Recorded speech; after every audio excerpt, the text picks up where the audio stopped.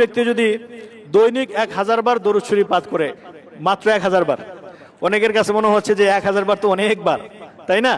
কিন্তু কোনো ব্যক্তি যদি এই আমলটা করতে পারে, আল্লাহ তাআলা, আমি এই আমলটা করার পরে, আমি পরীক্ষিত একটা আমলের কথা বলছি। আমার কোনো একটা সময়ে 2018 সালে একটা বিষয়ে খুব বেশি প্রয়োজন ছিল, এবং এটা এমন একটা সময় প্রয়োজন, ওই সময়ে ওইটা পাওয়ার আর কোনো সম্ভাবনাই নেই। তো একটা আশা ছিল যে আমলটা করতে থাকে ইনশাল্লাহ, দেখি আল্লাহ এর দ্বারা কোনো ফলাফল দেয় কিনা। তো দৈনিক ফজরের নামাজের পরে 1000 বার দরুদ শরীফের আমল করেছিলাম। তো বেশিক্ষণ সময় লাগে নাই। তার ছোট্ট দরুদ যদি আমরা আমল করি, সাল্লাল্লাহু আলাইহি ওয়াসাল্লাম, এটা একটা দরুদ।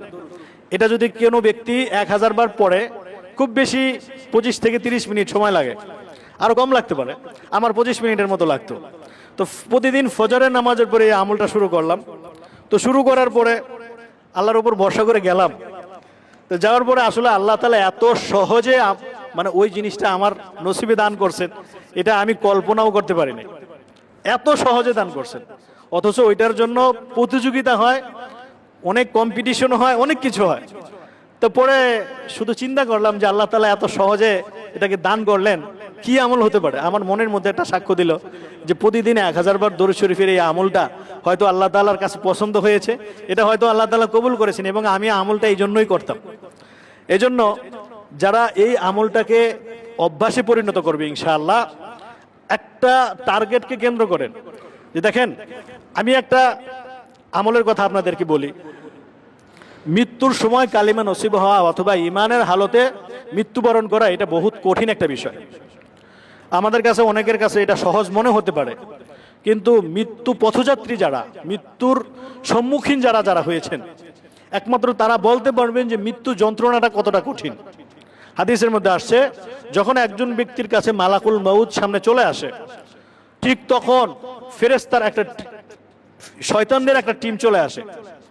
শয়তানের একটা টিম চলে আসে যে এই ব্যক্তিকে এই শেষ মুহূর্তে যদি ঈমান হারা করে দিতে পারি, তাহলে আমি সাকসেস। এই জন্য ওই অবস্থায় তাকে বিভিন্ন ভাবে যুক্তি দেয়, বিভিন্ন কথা স্মরণ করিয়ে দেয় যে তুমি এটা বলো বা তুমি এটা বিশ্বাস করো যে আল্লাহ বলতে কিছু নাই। অর্থাৎ ঈমান হারা করার জন্য শয়তানের যত অপকৌশল, অপচেষ্টা, সমস্ত কিছুই সে প্রয়োগ করে দেয়।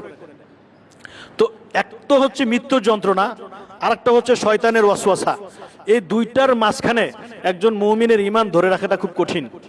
তো কোনো ব্যক্তি যদি এই আমলকে কেন্দ্র করে যে আল্লাহ, আমি দৈনিক 1000 বার দরুদ শরীফের আমল করব, এই নিয়তে যে আল্লাহ তুমি মৃত্যুর সময় আমাকে ঈমানের হালতে মৃত্যু দিও, যদি এই নিয়তে কোনো ব্যক্তি 1000 বার দৈনিক এই দরুদ শরীফের আমলটা করতে পারে, আমি আশাবাদী ইনশাআল্লাহ আল্লাহ তাআলা আমাদের প্রত্যেকের নসিবে ঈমান অবস্থায় মৃত্যু দিবে। এটা খুব বেশি কঠিন কিছু না। দেখেন, আমরা যারা 5 ওয়াক্ত নামাজ মসজিদ থেকে, বাসা থেকে মসজিদে এসে আদায় করি, যদি আমি সাল্লাল্লাহু আলাইহি ওয়াসাল্লাম এই দরুদটা যদি পড়ি বাসা থেকে মসজিদ পর্যন্ত, মসজিদ থেকে বাসা পর্যন্ত, আমার মনে হয় যে 200 বার পড়া সম্ভব। যদি 200 বার পড়া সম্ভব হয়, তাহলে 5 ওয়াক্ত কয়শো বার হয়ে যায়? 1000 বার হয় কিনা? শুধু এই 5 ওয়াক্ত 1000 বার হয়ে যায়। যারা আমরা অফিস আদালত করি, বাসা থেকে অন্তত অফিস পর্যন্ত যেতে কতক্ষণ সময় লাগে? আধা ঘন্টা, 1 ঘন্টা তো লাগেই।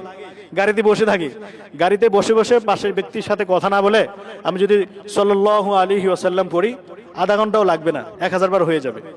বাসা থেকে মসজিদে যাই, বাসা থেকে অফিসে যাই, অফিস থেকে বাসায় আসি, এরকম ভাবে অসংখ্য সময় আমরা কিন্তু বিভিন্নভাবে অতিক্রম করি। যারা মসজিদে আসে, অন্তত যদি 10 মিনিট সময় করেও পড়ি, যে আমি 5 ওয়াক্ত মসজিদেই পড়বো, মসজিদে নামাজের পরে 5 মিনিট করে সময় নিলাম, 10 মিনিট করে সময় নিলাম, 10 মিনিটে 200 বার হয়ে যায়। জোহরে 200 বার পড়লেন, ফজরে 200 বার, জোহরে 200 বার, আসরে 200 বার, মাগরিবে 200 বার, এশায় 200 বার, 1000 বার হয়ে যায় ইনশাআল্লাহ, হয় না? এরকম ভাবে অনেকেই বিভিন্ন রকমের রোগে আক্রান্ত। এই আমলটা করে দেখেন ইনশাআল্লাহ, এটা পরীক্ষিত একটা আমলের কথা বলছি। অনেকেই বিভিন্ন রকমের সমস্যায় জর্জরিত। এই আমলটাকে কেন্দ্র করেন যে আল্লাহ আমাকে এই সমস্যা থেকে তুমি মুক্তি দান করো, আমি প্রতিদিন 1000 বার করে দরুদ শরীফের আমল করব। আমলটা করে দেখেন, যদি না হয় তারপর আমার বলবেন যে হুজুর আপনি একটা আমলের কথা বলছেন, এটার কোনো ফল পাইনি।